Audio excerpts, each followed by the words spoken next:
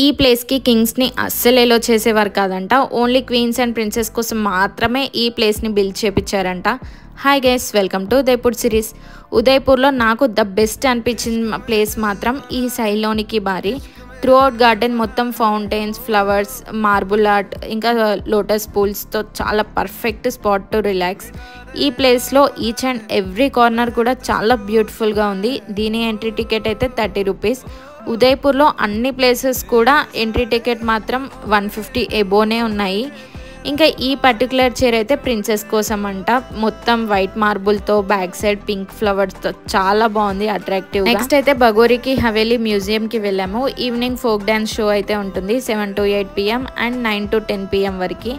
ఇంకా 6 PM నుండి అయితే టికెట్స్ తీసుకోవచ్చు. బట్ మేము వెళ్ళేసరికి అయితే టికెట్స్ అన్నీ కూడా బుక్ అయిపోయాయి. దీంతో మా డే 2 ఇన్ ఉదయపూర్ అయితే ఫినిష్ అయిపోయింది. మీరైతే సబ్స్క్రైబ్ చేసుకోండి కదా.